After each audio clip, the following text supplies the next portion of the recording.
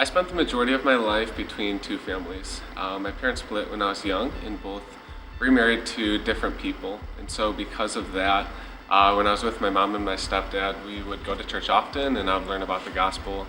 But when I was with my dad and my stepmom, that wasn't really the case. So I grew up with quite a bit of knowledge about God from going to church when I had to, but it never meant anything to me, and I never applied it to my life. It was when I turned 13 that something changed. Shortly before graduating middle school, I found out that my dad committed suicide. If words could have killed me, it was as if all of the air was sucked out of the room and I couldn't even breathe.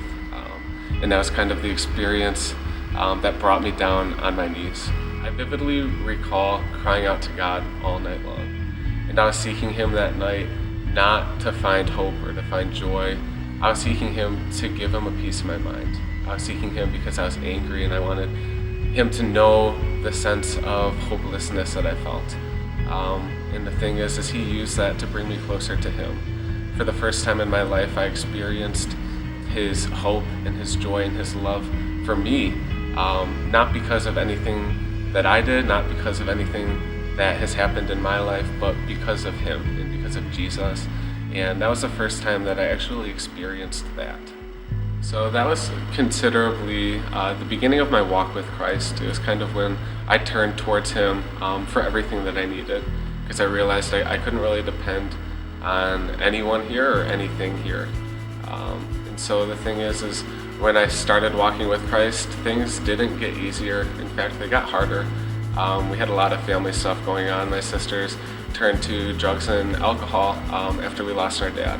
And they ended up in rehab, and before that they were in and out of psych wards for self-mutilation.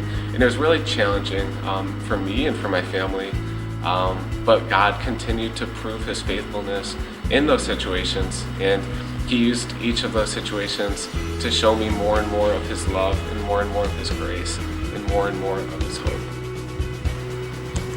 God continued to work in spite of everything that was going on to bring me closer to Him. And despite all of that, I learned what it meant to walk in the fullness of life through Christ. That despite anything I've ever done, despite anything that I'm going through, Christ remains the same. And His saving grace and His mercy and His power and His sovereignty remains the same, and I can depend on that. Now I have an everlasting reason to rejoice and be joyful, because God has been faithful every step of the way.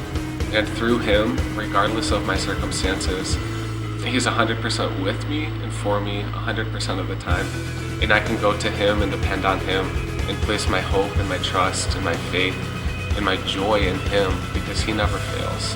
He never has, and He never will fail me. And that's kind of the reality that I get to live in now.